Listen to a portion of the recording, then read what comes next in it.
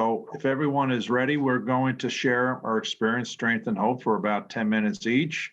Dr. Joe will be on hand for any questions coming from those in chat. And Kathy, you and I may have questions to ask any of the panelists or Dr. Joe, and we'll make it interactive. Everybody speaks here. All right. So, Jeff, how long do you want each of us to have? About 10 minutes, Steve. Okay. Did you let Arianna in? Yes. She's there. Okay, thanks. Okay.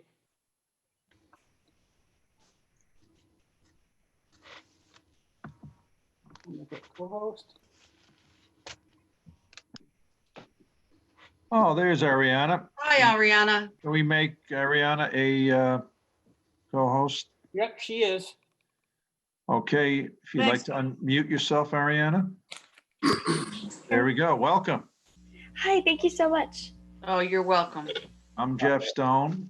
I'm Kathy My Levinson. co-moderator, Dr. Kathy Levinson, Kathy for short. And we have all the other speakers here. We have Janet West, who's from the Port Washington Library. Librarian. Ellen Ritz, I think you're familiar with, of NAMI. Hi, Ms. Ritz. Stephen C. We have Dr. Joe Smith of Port Counseling and Long Island Reach. John Johnson, one of the speakers. Robert Kanter, one of the speakers, and Cameron Stout, one of the speakers. Hey, Arianna. Hi. Okay, this is being recorded, Arianna. All right. And each panelist, each speaker will speak for about 10 minutes. At the end of the hour, which will be about that time, we'll maybe answer questions. Dr. Joe will answer questions that come onto chat, or Kathy and I will ask questions of each of you, or something from what we have seen, what we've experienced, or what have you. Either way, we'll try to make it interactive for the last half hour of the show. Or maybe they have questions of each other. That's So, right. That's yeah. true. Yeah, absolutely. Okay, well, So everybody in now for the that's it. listeners? Yep. Okay, have a good one. Here we go. Thanks, Bob. Okay, Thanks. Bob. Great. All right. Well, if you wanted to, let's see, Connie Bruno, we should let Connie Bruno in. Yes. And Jennifer. And And Jennifer. Jennifer. There's also a Gail. And there's Pat Ryan is coming in. These are board members. We'll let them all in.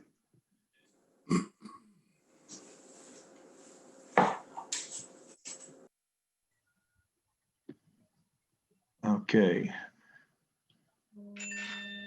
Okay, I don't know who Galaxy is. Sounds very exotic. Okay, well, let's just go with it. Okay.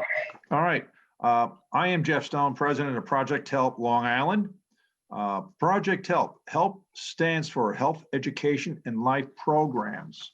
The mission of Project Help Long Island is to unite communities throughout Long Island in providing families with the knowledge about how addiction works, the warning signs and where to go for help, mental health, and wellness. It's about creating awareness and to educate folks. All right. Tonight's discussion is going to be hope for recovery. And this panel discussion will focus on, is that sound funny or sound okay? Okay. I was getting a weird feedback. This panel discussion will focus on those individuals in successful recovery from substance abuse and mental health issues. Panelists will discuss their personal journeys, their narratives, and offer their message of courage and inspiration, hope and strength for the new year. Okay, the guest panelists in order. Dr. Joe Smith, Executive Director of Long Island Reach, will be available as a resources and answer any questions and answers from those in chat. Stephen C. discusses his journey through addiction and successful recovery. Robert Kanter, attorney and international recovery and family advocate, will speak about his family's journey, just talking about his young daughter, Sasha. Arianna Lekhraj If I mispronounced that, Arianna, forgive me. Miss Teen, 2019, 2020, and high school student. Her platform deals with depression, eating disorder, and the recent sudden death of her father. She's now a mental health advocate. Cameron Stout, a practicing attorney, successfully dealing with depression, alcoholism, and early trauma. John Johnson, successfully dealing with bipolar illness. We'd like to say thank you to the Port Washington Library for providing this Zoom event meeting, and to Project Help Long Island. Thank you sincerely. We welcome the coalition partners, Dr. Joe Smith, Executive Director of Long Island Reach and the Port Counseling Center, Jennifer DeSana and Connie Bruno, Manhasset CASA, David Sills and Ellen Ritz, NAMI. Project Help especially recognizes the generosity of Peter and Jerry DeJana Family Foundation and the support of the Kiwanis Club of Manhasset, Port Washington. Thank you, Kathy. And thank you to our guest panelists for agreeing to speak tonight. I'm sure you all have powerful stories to speak about. The whole idea is to have the attendees take away something and take it into the new year, one with hope, inspiration, even where to go for help. We'll have a resource page towards the end of this show. Again, welcome. Thank you so much. We'll start tonight off with Stephen C. Thank you, Jeff, and good evening, everybody. Happy holidays to everyone. I hope you and your families are safe. Today was an interesting day. I saw the first vaccines in Northwell, so we're all hoping for a brighter new year if you choose to go that route. But, you know, some of you I know in a different capacity. I work for a 64-year-old not-for-profit. I have not been there that long. But when Jeff approached me and said, hey, to tell you a personal story, that's something I don't do very often. But I was always told that for those of us who are in long-term recovery, sometimes you have to put your own self forward so that others know the way.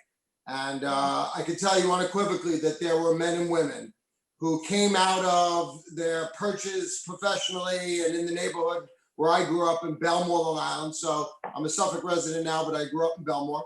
I'm a graduate of John F. Kennedy High School, class of 1980, whatever.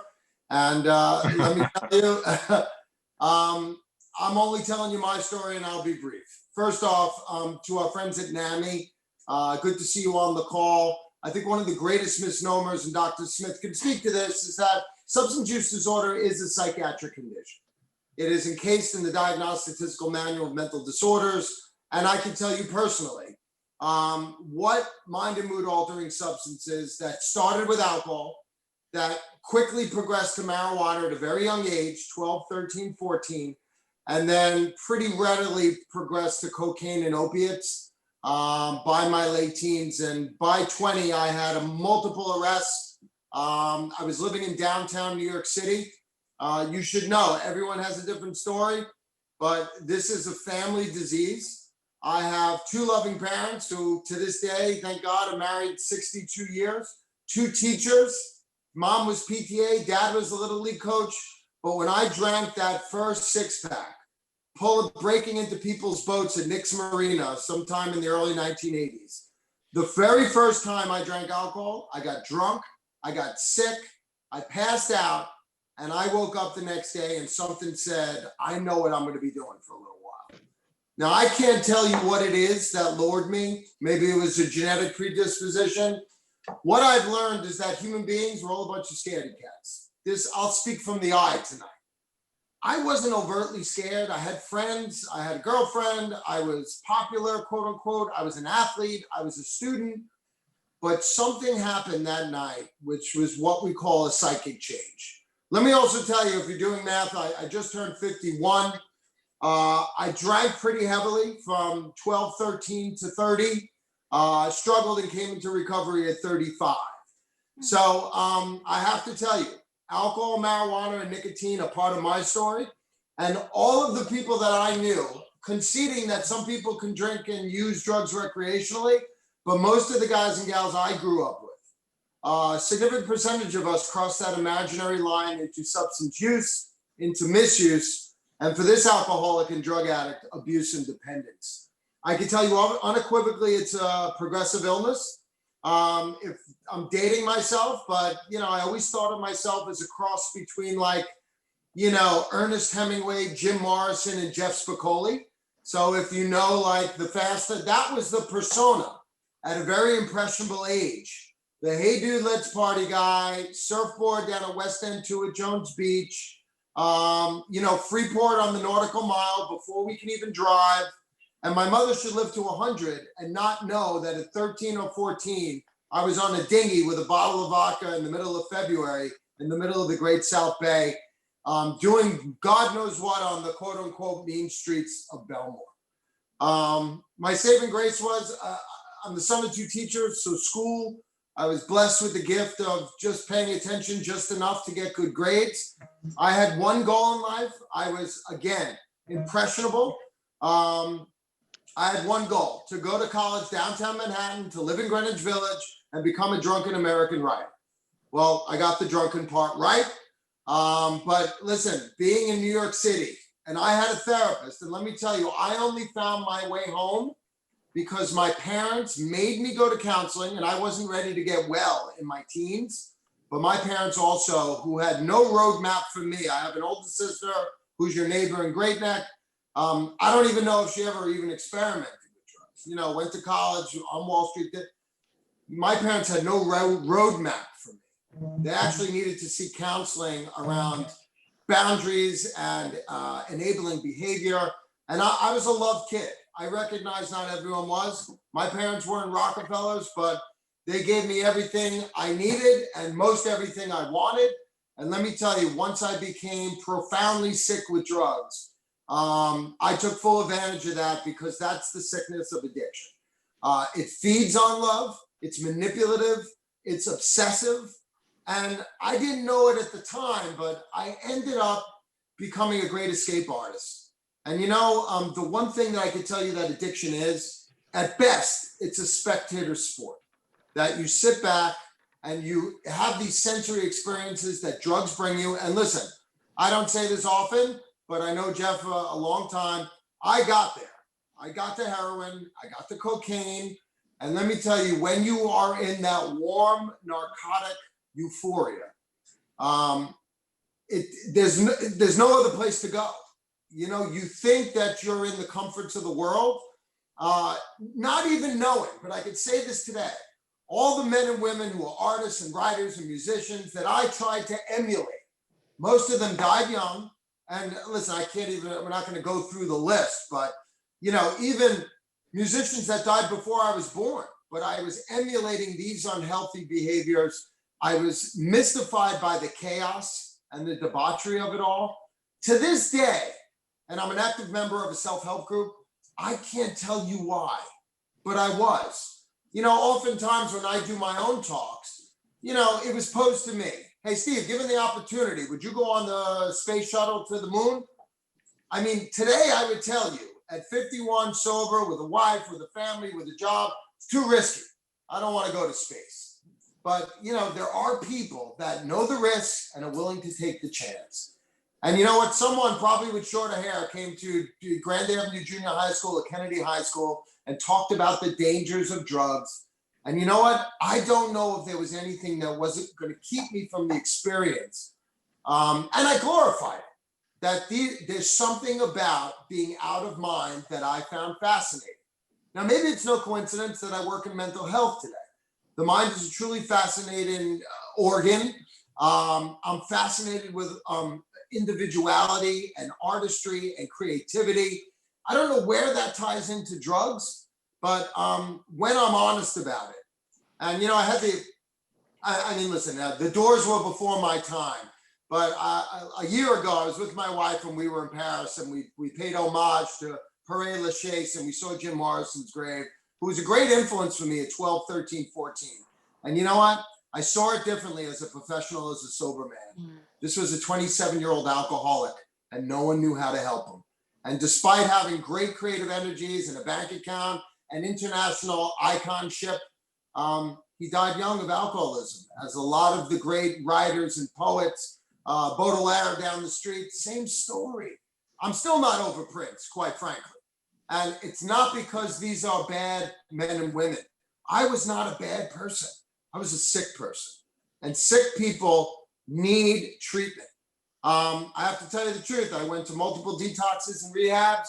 Pardon the expression, but I told untruths on some of the more qualified couches on Long Island in New York City. And it wasn't until certain people said certain things to me. And one of them was a therapist that my parents sent me to, who was very engaging of me, and he didn't judge me.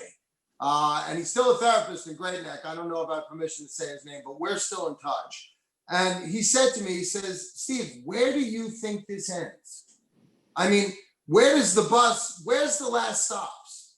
You know, at that point I was 30. Some of my friends were already married. They were moving in their careers, and I was in and out of detoxes. I was calling my adult father for $20, living on the East Village of Manhattan. Listen, it got dark. And I see young men and women now coming into my self-help group here in Huntington. They're in their teens and 20s. And you know what? I knew I was a drug addict and alcoholic by 20. I didn't want to do anything about it. By 30, I still knew I had issues with alcohol and drugs, and I didn't know how to do anything about it. You know, when we talk about hope and recovery, and I don't want to take too much time, the only thing that's to be taken away here, particularly from young people, is, listen, there's no shame in losing ourselves, but sometimes we have to lose ourselves to find ourselves. And you know what? It's not a requirement that you use drugs when you're growing up. It wasn't a requirement for me. I was fascinated with darkness. I didn't know what emotions were. I didn't have the language to be able to communicate. I came from a loving home, but no one told me this is frustration, this is sadness, this is happiness. And no one explained it to me like a weather person. Steve, emotions come and go. Now I'm a social worker. I've been a social worker for a long time. I ran a needle exchange downtown in the mid 1990s. So let me self-identify. I'm a social worker longer than I'm sober, but it's close. But all my friends in New York City, because of the last viral pandemic, started showing up with HIV and AIDS and died very young. You know, the higher power is very funny, because if I didn't start helping other people, other drug users, even as an active drug user, I wouldn't have known about how HIV is transmitted, and probably would have checked out sometime in the late 1990s. So when my time was to get sober, because I was a big harm reductionist for a while. Now there's value in harm reduction, but the one thing recovery doesn't give you back, and that's time. Now, time is an acronym. It stands for things I must earn. And you know what? There's no shame in me getting lost. It's a big part of my story. As I always say, there's two things I know in life, and drugs are the other one. And if you know the agency I work for, drugs and alcohol are in the title. So, you know, it was basically 20 years of field research put to work. But just know, like a lot of human beings, I'm proud to say also that my significant other is in recovery too.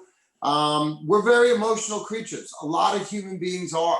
But until we are progressive and proactive in teaching young people what emotions are, what impact they have on us, how to communicate them, you know, and more importantly, how to assign some coping mechanisms, because particularly when you're younger, you know, we say in the field, and Dr. Smith knows this, you know, feelings aren't facts, but you know what? Sometimes they sure feel like facts. And this is a really challenging time right now. But let me say that, you know, it's not parents' fault. You know, it's only when we find ourselves sick or when we find ourselves off the path of wellness, oftentimes young people need adults to come to them. I'll close with this. A lot of people say addiction is the only disease that tells you don't have a disease. That's incorrect. Depression does that. Eating disorders do that. Schizophrenia does that. Bipolar does that, particularly mania. And there's a lot of diseases where individuals have a moment of clarity and know they're not well. And then they need support, motivation, boundaries, and professional help to get them on the road to sobriety. Now, recovery if you think of the word. It's not recovery, this mythical place like Oz. We recovery some semblance of our mental health, our physical health, our economic health, our relationships, our families, our vocational or academic health. It truly is a miracle. And listen, I consider myself very fortunate. You know, people ask me at 50 and they ask me at 51, you know, are you all right turning middle-aged? Although I don't know too many 102-year-old people. It's past middle age. But the truth is, I consider myself very fortunate. I'm someone who endured overdoses, a lot of hospitalizations, a lot of arrests.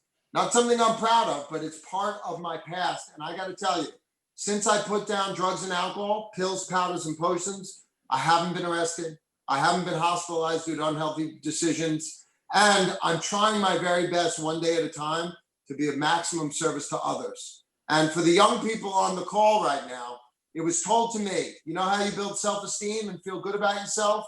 You do esteemable acts. There's nothing real but compassion as we move from birth to death.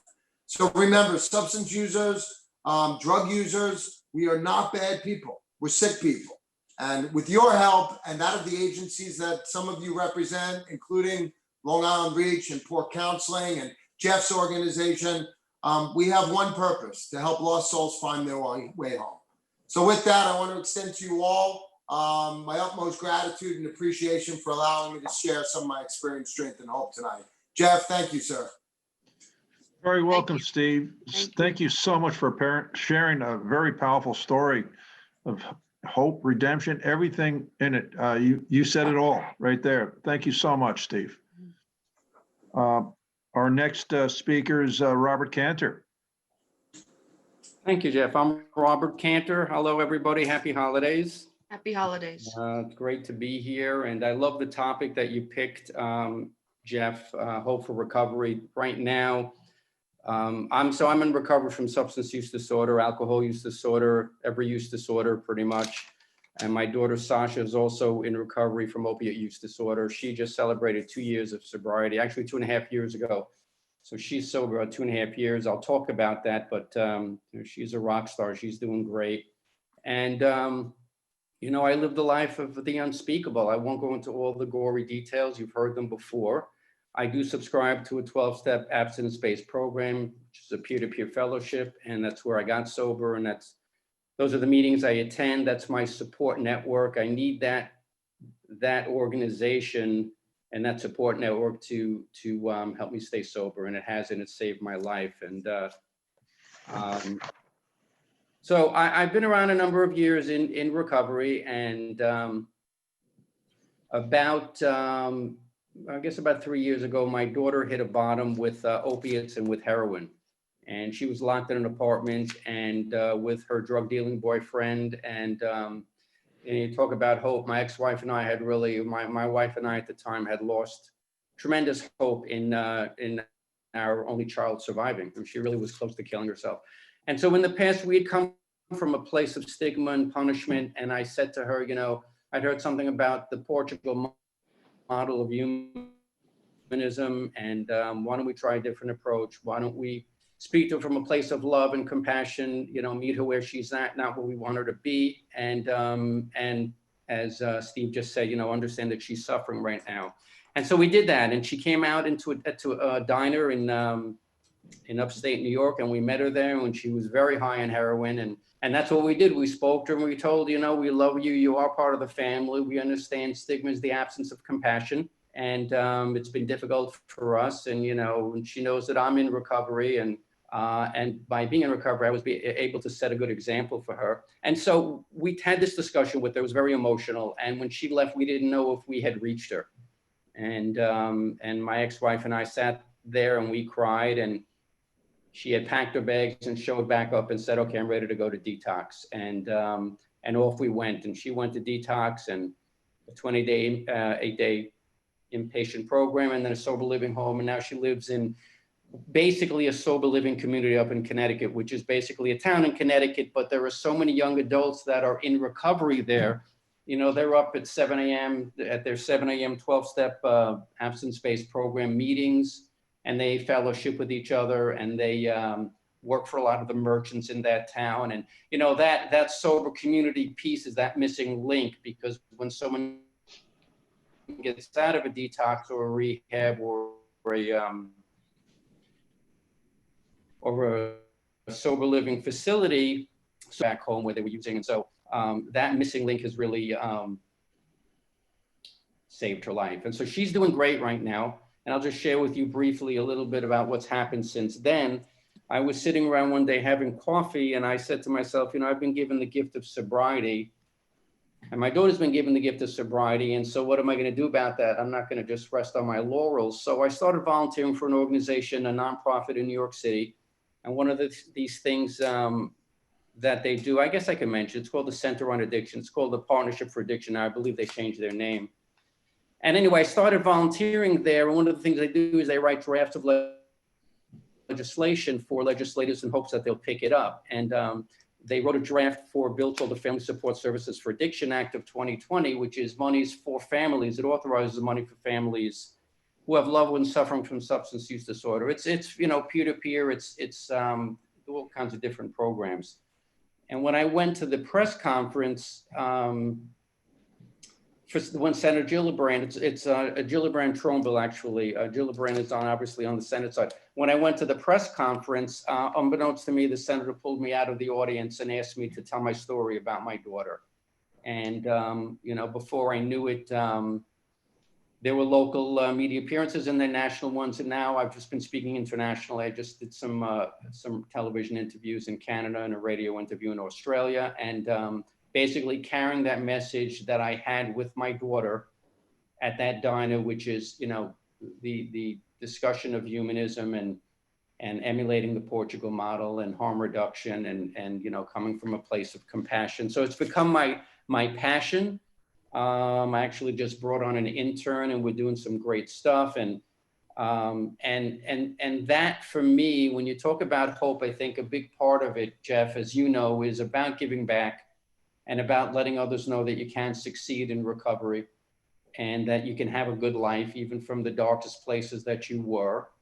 And that has been my case, is that I have found a really good life in my recovery process, in my recovery program. My daughter and I have a wonderful relationship. That was not always the case by any means.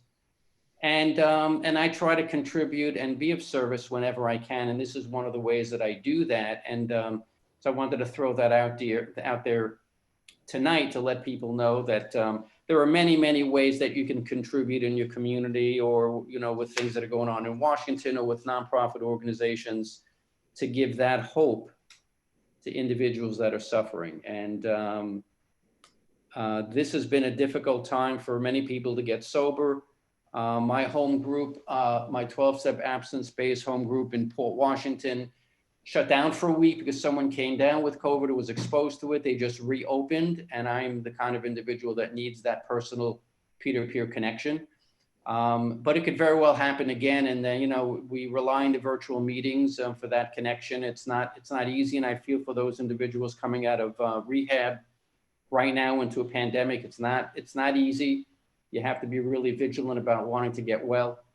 And, but you know what, for now, everything is good. And my honor to participate, Jeff. And I wish everyone a happy and healthy holiday and brighter times for 2021? 21, yeah. Yeah, that's okay. We're going to skip over this year. It's, but Yeah, that's Robert, a good idea. Let's do Robert, thank you so much for being on the show. And I know a mutual friend of ours connected us together. And I mean, I'm in awe of the advocacy that you do now. As a matter of fact, all the speakers here are advocates. And that's something to be said. Very powerful, all of you. No doubt you're helping people all the time. And Robert, now you're part of the heroin task force in Nassau County. And that's great for the task force. You've been doing a lot of good things. And I know I saw you at the McShin Foundation down in Virginia online. I'm saying, how did you ever get down? It's amazing. So you're all over the place. So thank you very much. My pleasure, Jeff. Thank you. Okay, well, next we have maybe Kathy, you would like to pronounce or start with our next speaker? I got the clue, the pronounce, huh? All right, Mr. Jeff. Sorry, Um, Arianna. Okay, give it your best shot. Okay. All right, well, it's my pleasure to introduce Arianna Lekhraj. You got it. Oh. You're welcome. You're welcome. Thank you, Arianna, for joining us tonight, and we are happy to learn about you and what you can share, and they're very generous. So the time is yours. Thank you so much for this opportunity. I always am happy to bring my platform to a higher level and reach new audiences. And so, hi, I'm Ariel Delaygrad, and I am 17 years old. I am a senior at Sacred Heart Academy, and I have my own small campaign called Your Story Isn't Over, in which I sell custom t-shirts, and all proceeds go to NAMI. That's how I met Miss Ritz.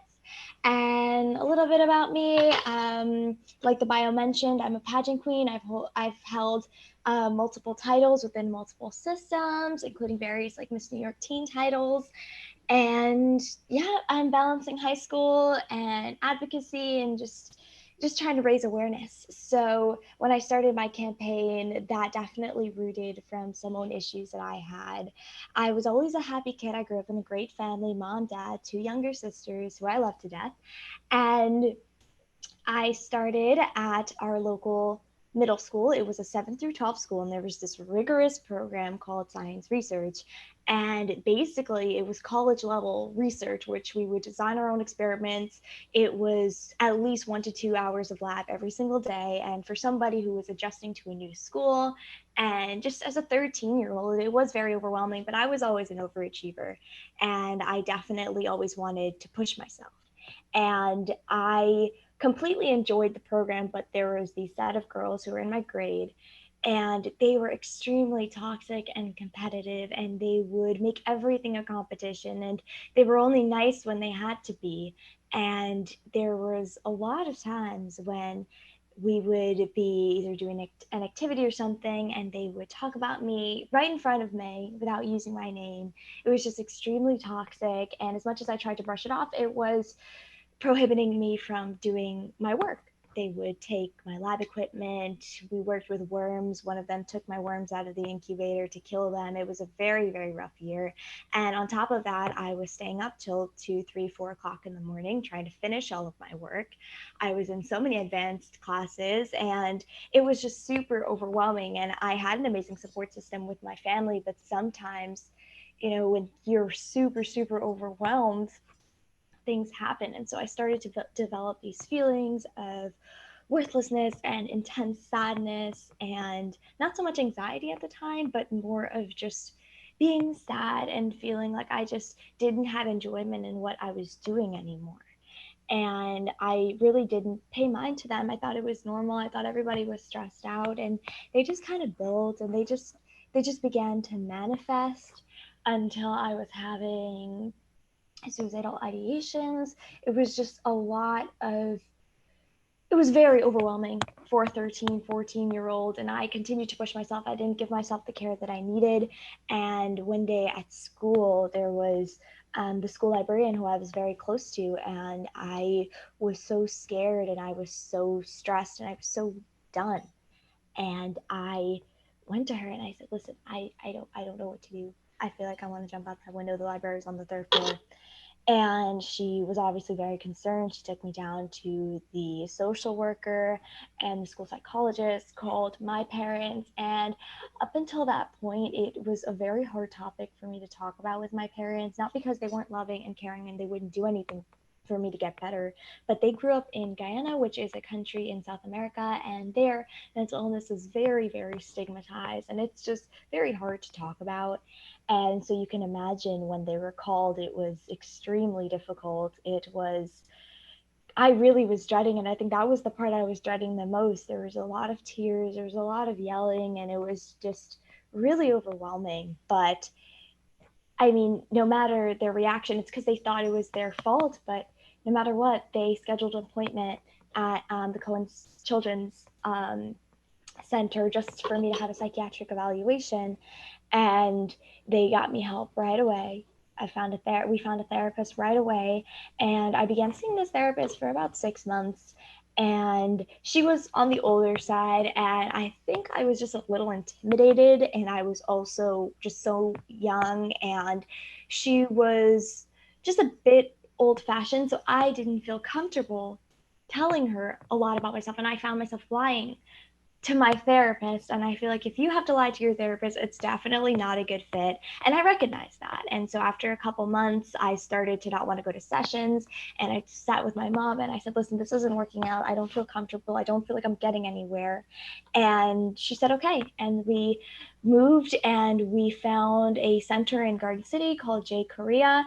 And what I like about that center is there are multiple therapists from ranging genders, ages, anything you could ask for, and you have this consultation. And by the end of the consultation, if you feel like you're not compatible with this person, or you just don't feel comfortable with them, you can switch, no hard feelings. And I definitely did switch a couple times, but I've found a great fit now, and I'm really, really happy and content with how my journey with therapy is going. And so after all of the toxicity that I faced in 8th grade, I could not fathom going to this school for 4 more years. And I was full on planning on it because I felt like I didn't have a choice until literally a week or two before 9th grade started. I was having such bad anxiety and I could not focus on anything because I could not imagine going back to that place. And I told my parents, and my parents are my rock. They immediately started looking for schools, and I don't know, they're miracle workers. They got me into Sacred Heart Academy without writing the test, without an interview or anything like that. And I am so much happier at my high school. I've done 4 years there. I'm sad to leave as a senior, and I am just so much happier there. And so I went through 9th, 10th, 11th grade, and I just had a much better experience. And so, like I mentioned, I do pageants, and I had this gorgeous gown for my Sweet 16, stunning, and it has a corset. And so I've always been pretty skinny. That's just how my body shape has been. And so this dress was tailored to me. And so it's a small dress. And because I compete in pageants and pageants are expensive, I try to reuse whenever I can.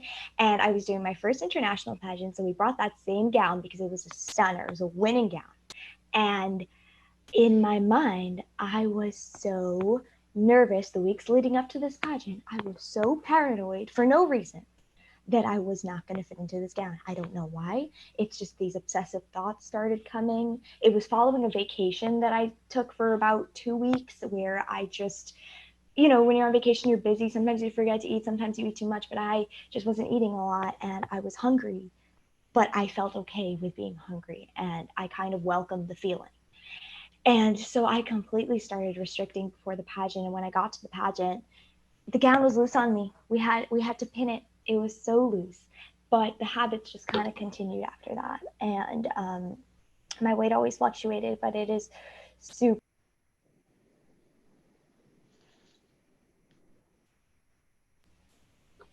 I don't know what happened there. Can you hear me? Can hear you. Okay. Yes. And so, eventually my doctor caught on and she's like, you need to gain weight. So I'm working on that right now. I have integrated talking about that with my behavioral therapy. And to me, that has helped. And it's not linear. It fluctuates. My mental health state fluctuates. My eating fluctuates. And in January of 2020, my father passed away unexpectedly. So that was just something else that completely changed my life. And it's, just one of those things that shows that, life never goes the way that you plan. And especially for those suffering with mental health disorders, it can feel like things are spinning out of your control, especially since I just felt like I was getting things under control with my therapy and my eating. And so, yeah, I mean, my journey is far from over. I'm very proud of how far I've come. And I'm very proud of being able to sit here and share my story because there was a time when I felt like I couldn't. I was too ashamed. But yeah, I am super grateful for this opportunity. And I just wanted to end with saying that this is nothing to be ashamed about. It's it's not as stigmatized as it's made out to be, and stuff happens, and no matter what, you're going to make it through, and you live through it. Thank you. Wow. Wow. Thank you, Arianna. Thank you. You are a most unusual young lady, so poised and mature and wise for your young years. Wonderful. Thank you. Thank you for sharing. It takes a lot of courage, and you seem to have it. Okay, Jeff. Okay, next up, we have Cameron Stout, and he's going to share with us his story. Cameron? Thank you, Jeff. So Okay. great to see everybody. And these shares have resonated with me on so many different levels. I will say to Steve that the doors were not before my time. I might have been before their time. And I am an attorney and a mediator. I grew up in Berkeley, California, in a house that really was haunted by depression and alcoholism, especially on my dad's side of the family. And I started drinking in my teens, and as Steve said, my first beer, 5 came right after it, and the euphoria, the feeling of it felt so great, and I didn't want to lose that feeling, so I drank the next 6-pack. And I've struggled with alcohol ever since. I'm an alcoholic. I've got a great meeting that I go to. I Zoom into it. It's in Southern California. It's 6 in the morning for them and 9 o'clock for me, because I live in New Jersey. So growing up in this house, my dad taught English at Cal Berkeley, and fantastic guy, great teacher. Everybody loved my dad, and I did. And in 2008, he took his own life, and his brother had taken his life before that. And so these genes, these markers for depression and alcohol, run very strongly on my dad's side of the family. And I've had two major depressions. The first was in 1992 after I'd gotten out of law school, and I began to feel listless, and I lost energy. The world began to, it looked like it was in black and white and gray. I lost the color, and I had great suicidal ideation. And I would sit in the driveway of our house in Berkeley and ruminate about it. I wouldn't go into the house to see my new daughter and my wife. I would sit there, and I was able to push through the stigma. And in 1992, on my own, without telling anybody, I went and saw a psychiatrist, and he and I had talk therapy for about 8 weeks, and it was helping me, but not enough. And so we started me on a antidepressant, and it really lifted me up, and it didn't make me feel high or euphoric. You get to know what that feels like if you grow up in Berkeley in the 60s. It's not a feeling like that. It was a feeling of becoming my best self again, to slowly, and it takes time on these meds, or it did for me. But I began to see the world again in Technicolor. And for 2 decades, I had a very strong, successful life. I had a good legal practice. I cycled a lot. I played college tennis, so I kept playing tennis and raised 2 wonderful children. It's great being here in Princeton now, because my daughter lives in Brooklyn. So before the pandemic, I got to see her quite a bit. And so things were good until they weren't. And in 2012, I had been drinking a fair amount, but not to dysfunction. But in late 2011, 2012, the medication that I'd been on just stopped working, which is not unusual for that particular med. And I went through at the same time some very stressful external stressors, a divorce. I had issues with folks at my job, and I began to self-medicate. And I stopped exercising. And so this sort of circle, this downward spiral began. And by early 2013, I admitted to a psychiatric ward in a hospital in Berkeley. And I spent 2 months there in the spring of 2013 because I just couldn't maintain myself. I was close to being catatonic. I was living with my mom, cool mom. Everyone calls my mom cool mom because she's very cool, and she helped me tremendously and got me into the hospital. And we were still trying to find a med that would work. And yet I was so bad off that I actually had sessions of electroconvulsive therapy for those. It seems like a pretty sophisticated group that you've probably heard of that, but electricity is fired through electrodes on your temples, and you're under general anesthetic.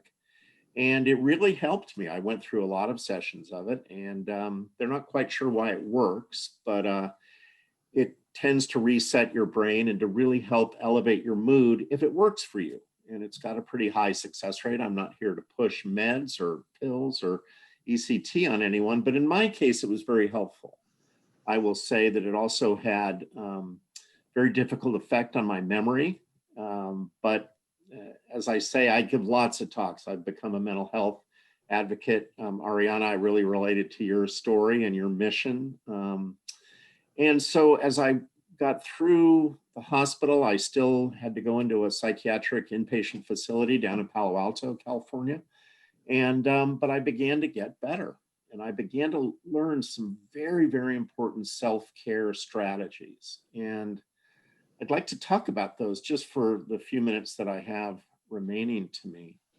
But the first one was I was with this group, maybe 30 folks, most of them younger than me, some of them in rehab. And we went through a lot of different group therapies like cognitive behavioral therapy and things like that. But what I found that we were building this community by sharing our wounds together. And we began to call it what I call in my talks a SEAL team, a supportive, energizing, and loving team.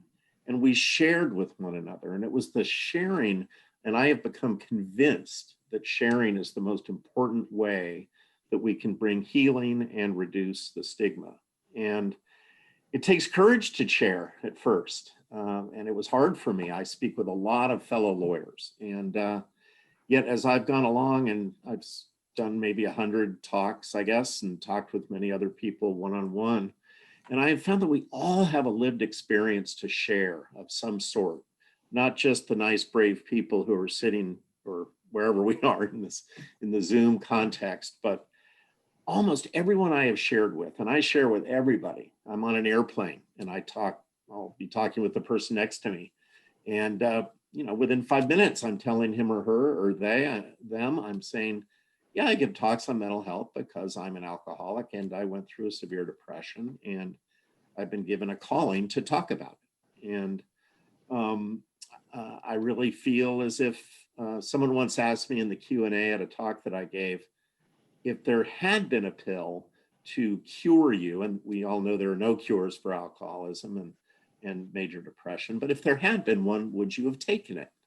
And it was a really good question. And I'm not sure I would have, because I have this sort of blessing. I have a lived experience to talk about. And by doing that, we share and create, this sounds a little bit, I did grow up in Berkeley, so I'm a little bit of the old hippie kid, but it does create kind of a circle of love around us. Yoda would say, it's the force we're feeling. But in any event, I came to learn that these are health conditions, as Steve said. These are not our fault. It's not weakness. It's not lack of willpower. And I'm going to go back to this notion of sharing. A couple more things on the self-care.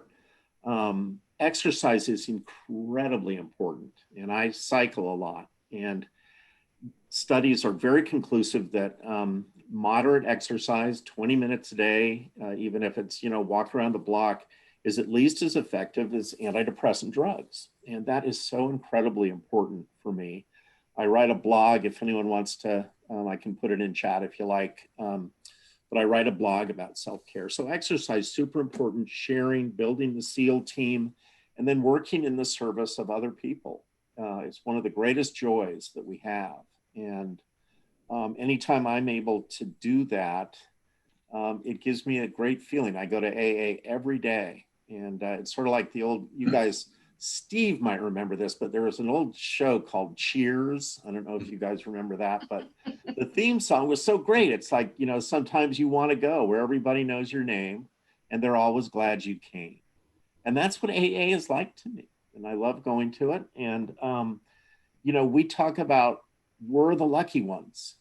We're the ones who get to share. We're the ones who have a place to share these important things. And I've never been dissed for sharing.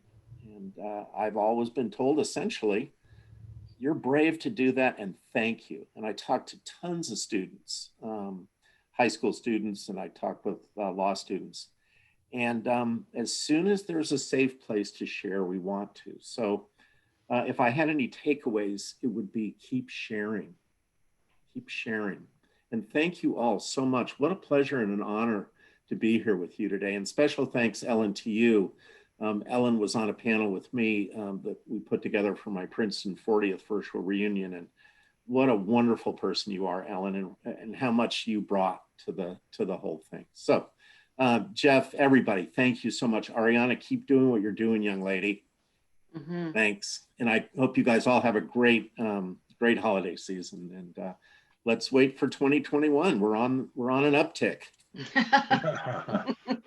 Jeff, Wow. could I just make one quick comment? Yes, Joe. And that's that there's a common thread so far, and I suspect we're going to hear more of that thread, and that's that sense of belonging. Mhm.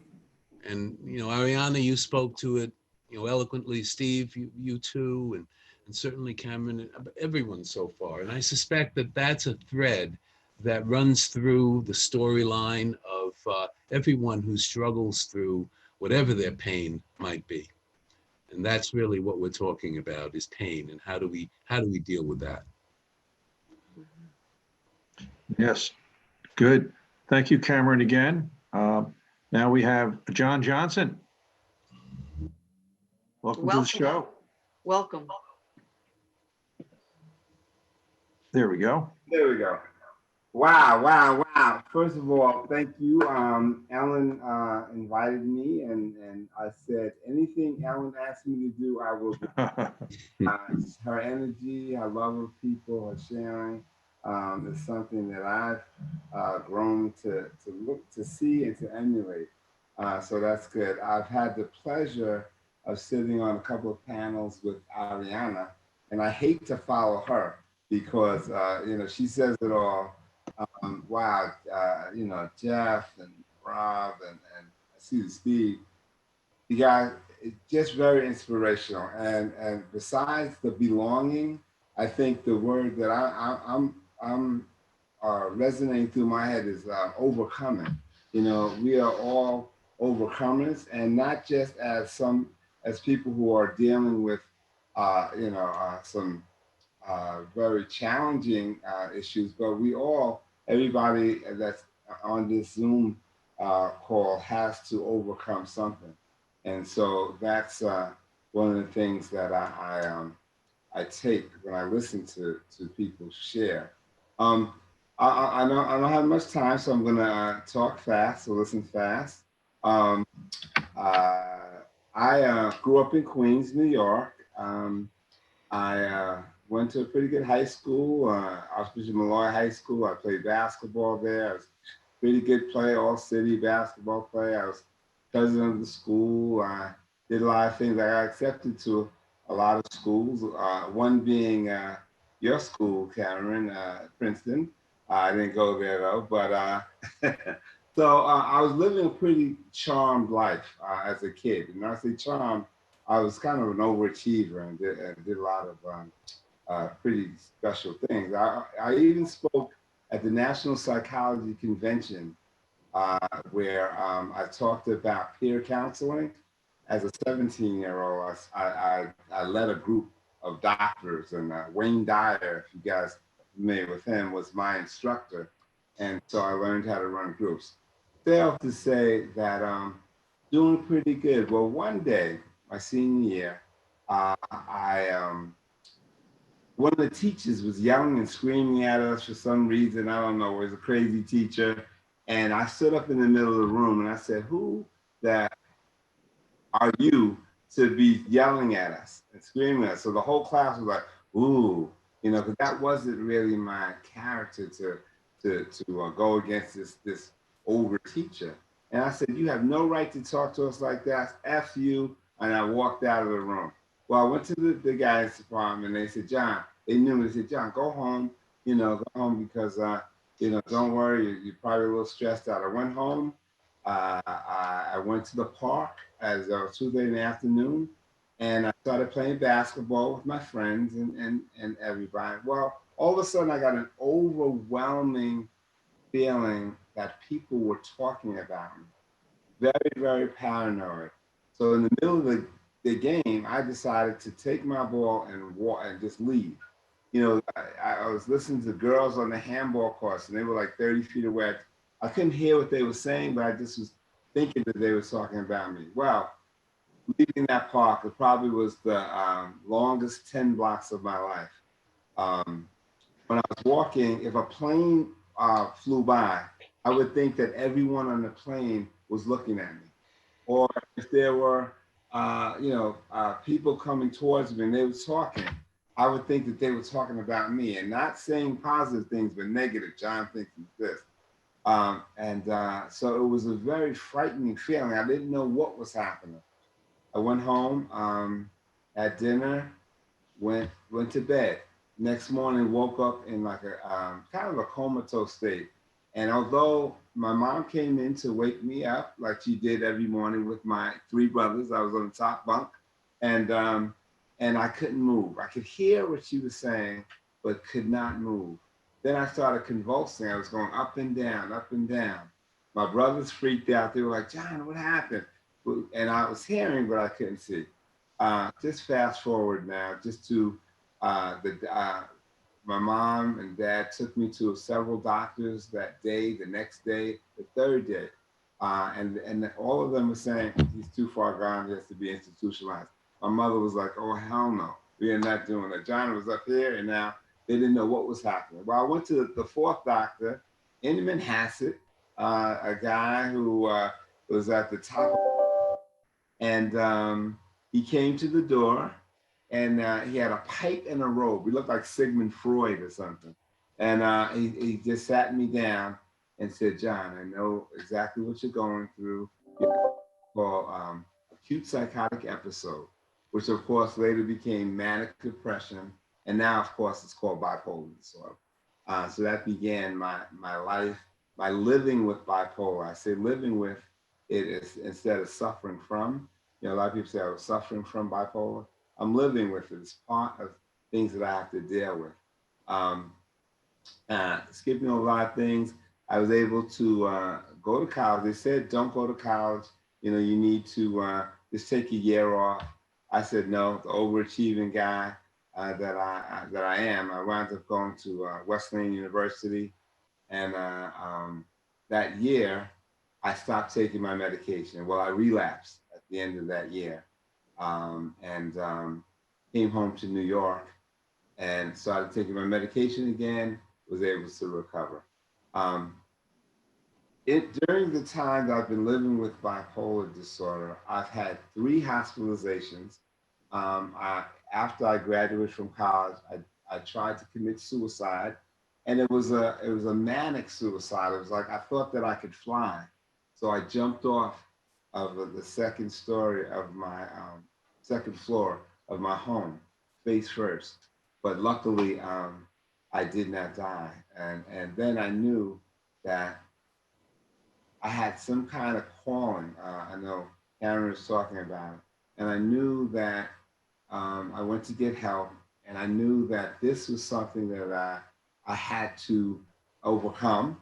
And then also, early on, I knew that it was something that I needed to share with folks and to help them understand what I was going through.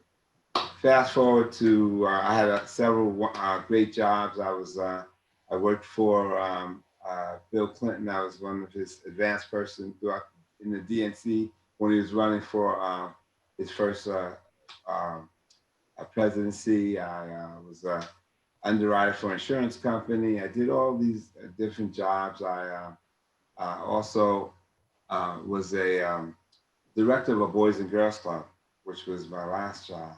And each job that I had, I lost the job or I quit the job because I stopped taking my medication. And that was a big thing for me because, knowing, Dr. Wayne Dyer, you could think your way out of things and all that. I said, but 12 years ago, family, children, and I was having an episode and my family was doing an intervention with my brothers, and I decided to walk out in the street, and I left the house, and there was a police officer in my neighborhood. I decided that he shouldn't have been there. So I was close to him, about 20 feet away, and I said, listen, you should get out of my neighborhood. And if I was in my right frame of mind, I would not have done that, right? Well, walking towards him, he said, stop. I said, no. And I kept going. Well, instead of taking out a gun, and it was like slow motion, he reached into his holster, and instead of pulling out a gun, he pulled out mace. He squirted me, went down. My brother, who was looking for me at that time, said within 5 minutes, there were like 10 police cars. I was down on the ground. Luckily, my wife spoke to a police officer and said, listen, he's not well. The police officer, thank God, said, you know what? We are going to take him to a hospital as opposed to taking him to jail. And that really saved my life. Well, fast forward to 3 weeks ago, I had the opportunity with Ellen to speak at that hospital. And my opening line to the doctors and to the staff was, 12 years ago, I was in the psychiatric ward here. I came here under different circumstances. And I was able to share my story. So, I'm leaving out a lot of things, but I just want to say that, I decided, like when I was younger, to share my story. But now I share my story on a bigger platform. I now am working with NAMI. I've been with NAMI for a couple of years. And recently I just, I'm going to be a product director where I am bringing NAMI, along with Meta World Peace, who was a basketball player that you might guys know, who has a foundation. We are bringing NAMI programming into the hood, meaning that we are going into Queensbridge projects, which is the largest housing project in the nation. And we are actually going to be doing groups, and we're going to just bring awareness to that community. This is my life's work now. This is something that I decided that this is what I want to do. I think Cameron also used the word calling. I know that this is my calling to do, to help and be of service to others in that capacity. So, so many more things I could touch on and stuff like that. But anytime I get a chance to share my story, I speak to kids, I speak to church groups and high schools and colleges. And overwhelmingly, I get 3 responses. One response is, no, not you. You can't be bipolar because you're so successful. The other response I get sometimes, if I'm in a group that people might know me, they'll say something like, yeah, John, we knew you were crazy. And the third response that I get is, me too, my mom, my cousin, my uncle. So being able to share my story brings people out and say, you know what? I could share my story as well. And I am not, we could kill that stigma about being afraid to share. And then, my mother always said, don't hide your scars. The more I share, the more people have come around me, especially at this time during COVID. It is such a critical time. People are suffering from anxiety and depression that are leading to all kinds of other illnesses. So I think everyone here is just here to help others, to be of service to others, and to help people, ourselves, and others overcome those obstacles. So I just thank Jeff and Ellen for inviting me, and hopefully we'll continue this crusade to help others overcome these obstacles. Thank you, John. Sincerely, thank you, and to all of you. Your stories, your lives that have been lived are just so compelling, and it's very generous of you all to come and talk about it tonight. And it's interesting too to hear how, in talking about it, you feel empowered, or you feel the helping of others is empowering, and I think that's just great. I've got a number of questions, and I'm sure other people do as well. Can I just ask this question to all of you? Is because I'm curious now, why do people stop taking their medications? Because John, you had mentioned that a few times, and it had dire consequences for you. So why do people stop their meds? I'll definitely say some obvious reasons are most of the time the medications have side effects. One of the side effects for me is, say, dry mouth. You see me drinking water, right? That's something that is one of the side effects. Sometimes meds make you feel sluggish. Sometimes I feel like, I'm not at my optimum. So when I was in school, I felt that the medications was dulling my senses. So all of those factors made me say, you know what? I'm not going to take it. Once I get better, I'm not going to take it. But I realized that after a while, I said, well, the reason why I got better is because I was taking the medication. So those are some of the reasons why I stopped taking the medication, but might be others. Mm-hmm. Yes, Steve. Well, a couple of us mentioned being part of self-help fellowships, and I'm a member too. And I'm sure people could say, listen, the recipe's always the same. I stopped going to my support group. I should stop sharing.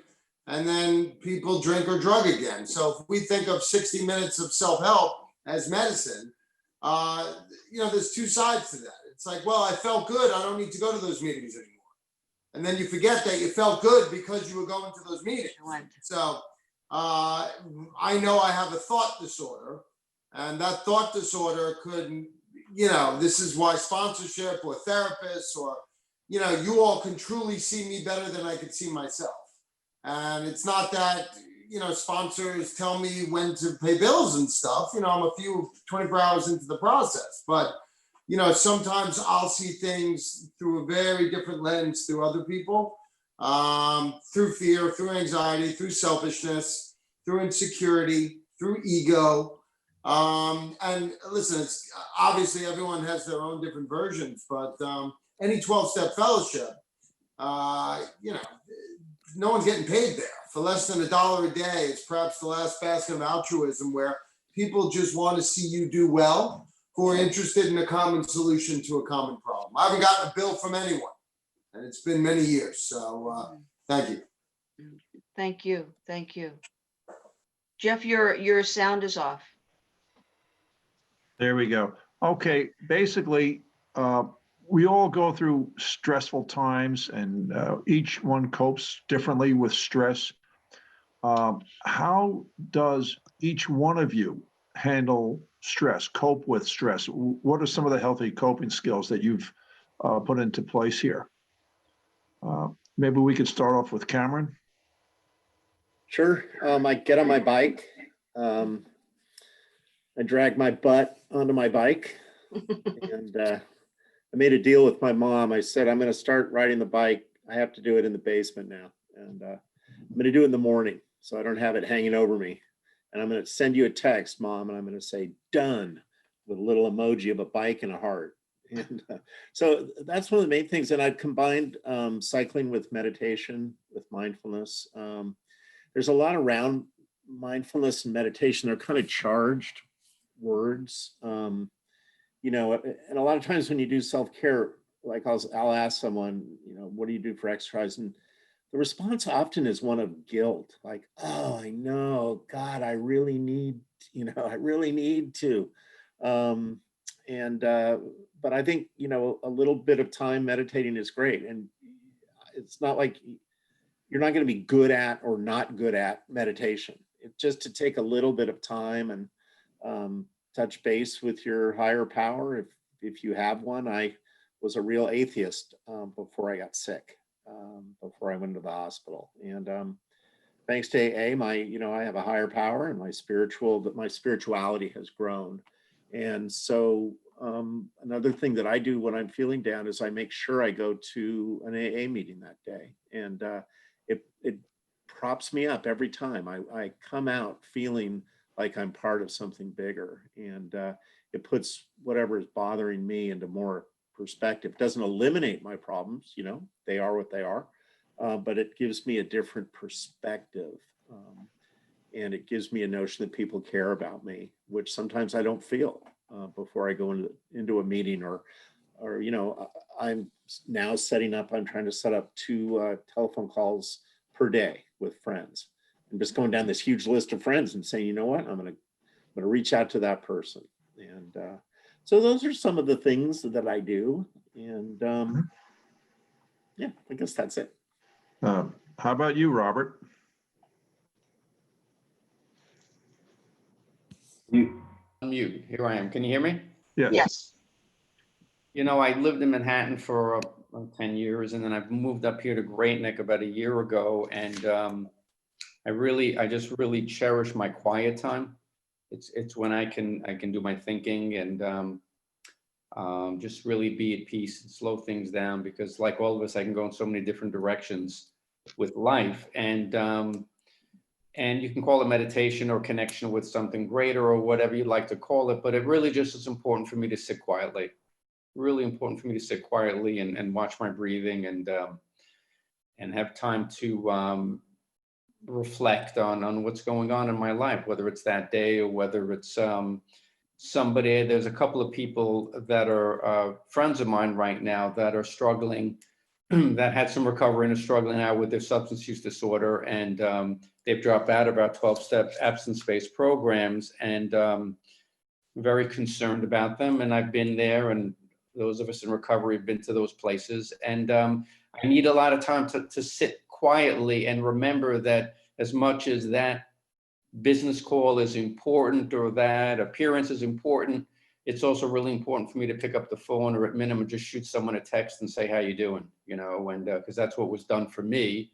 Can't lose sight of that element of helping someone I can't lose sight of. So I think I said 2 things. I said one thing is just sitting quietly, and the other thing is being able to help other people. And those are definitely 2 coping mechanisms for me. Thank you, Robert. Arianna, could you add to this discussion? Yes, so I am a person, I really like to talk. So if I'm feeling down, or if I just I'm feeling a bit lonely, I like to reach out. I have a very small circle of people that I trust with any and everything. And there's sometimes when I don't feel like sharing, I feel like it'll either take too much time, or I feel like nobody will understand. And I give myself that grace. I don't force myself to do anything, really. Like I mentioned, I used to be an overachiever, but I'm still in high school, and I know I still have a lot of education to go. And if I feel like I'm overwhelmed by my workload, or if there's this assignment that I'm not going to get done, but I tried my best, I've learned to let it go. I mean, if there's nothing you can do about it, I try my best not to let my stress get the best of me. I love music. I find music is such a great way to cope and be able to kind of channel your feelings. Like someone mentioned, exercise is super important, and I personally love to read. So I think I really try to connect with people in my life, and also hobbies that I know that I love. Sounds great. John, how about you? Wow. Yes. So I'm fortunate to live on the beach. So one of my major coping mechanisms is watching the sunrise and running home at 4 o'clock, wherever I am. And now it's 4 o'clock now, right? Watching the sunset. Rob was talking about just being kind of centered and quiet. That's the quiet times for me. That's the spiritual time for me as well. I pray, and I kind of talk to God, and He talks back. I love looking at the vastness and the strength of the ocean and the wind and the sand and stuff is critical for me. Music, I love music, R&B of the 70s, the Delphine stylistics, all day long. I like that. And then just hanging out with my daughter. She's 15. She's turning 16 now, so I can't do a lot of stuff with her. But just talking to her and talking to friends, and those things I know are.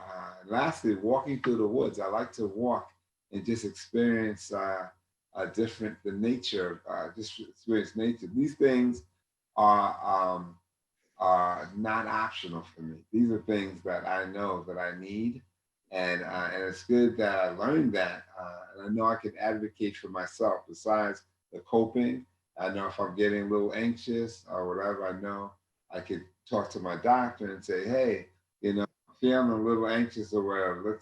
Let's talk about tweaking the medicine or whatever. So all those things have come with age, I guess, learning how to just cope. That's a big question. Thank you, John. Thank you. And Steve?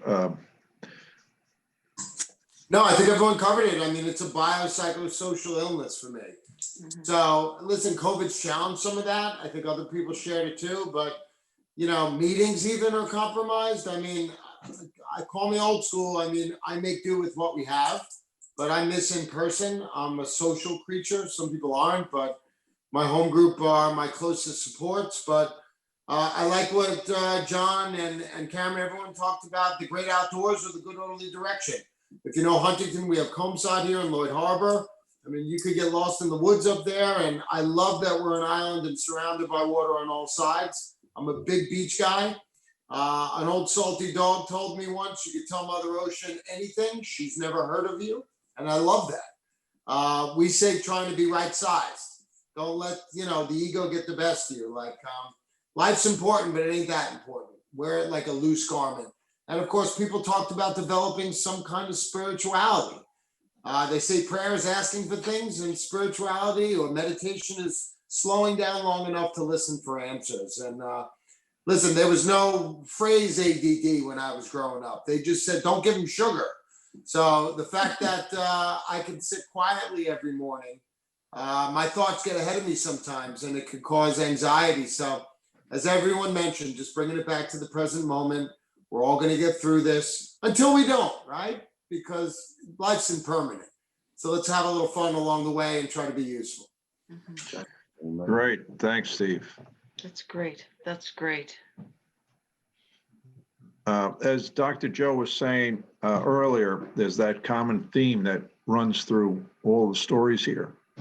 And, and I picked up on that as well. That is a giving of yourselves, being of service to others. And we know Kathy and I are involved in Kiwanis, and we know how important it is to give to others, especially children. And volunteering actually gives you a better, healthier lifestyle. It really does improve your life, and you feel good. It really does. I mean, I was talking about Kathy, starting something like Project Help Long Island. And she says, well, why don't you get off your so-so, whatever, and do something about it. I think it was 3 years ago. I was talking about it, kicking it back and forth, and she got tired of listening to me.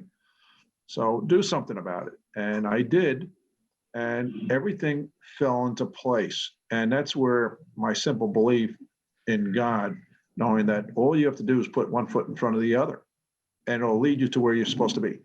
It's as simple as that. Just simple truths for me works.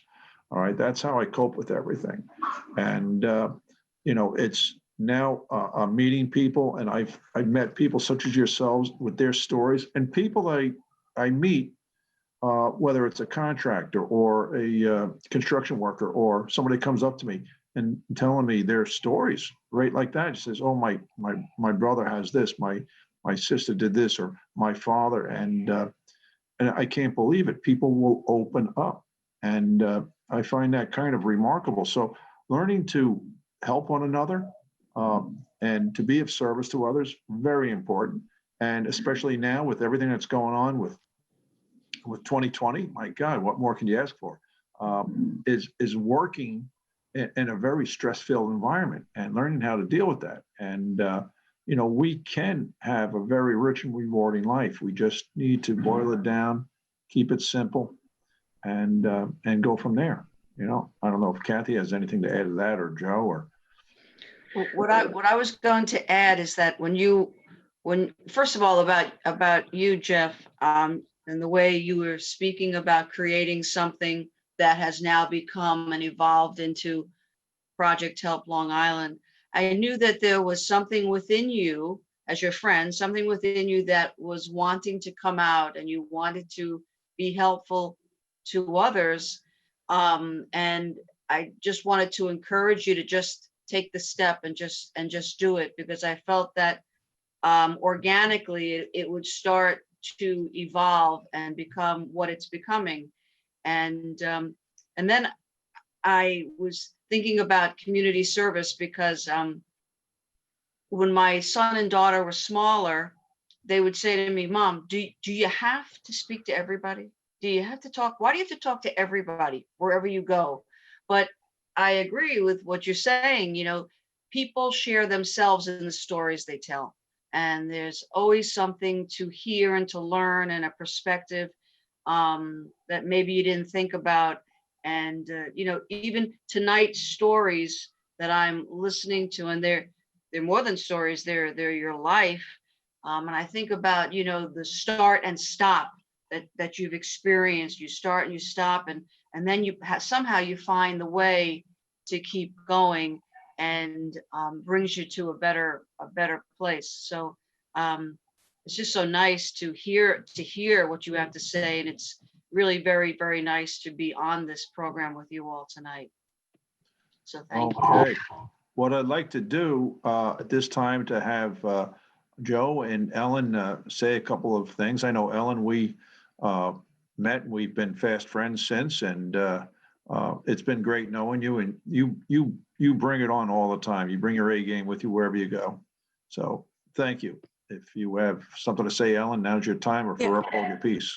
No, I was just so impressed with each person's self-awareness and the permission you give yourself to step back, to self-soothe, to do what you need when things particularly get really tense and difficult, to sometimes remove yourself from the situation and stay in the moment, or do whatever the coping strategies that you need. And the connection is a basic human need for everyone. And I love that each person has formed connections, whether it be small amounts or large amounts, that are really helpful and important to them. And that's really, I'm telling you, I'm very impressed. And thank you all for sharing such amazing, difficult stories sometimes. Before I ask Joe to wrap things up, I think, Robert, you wanted to say something?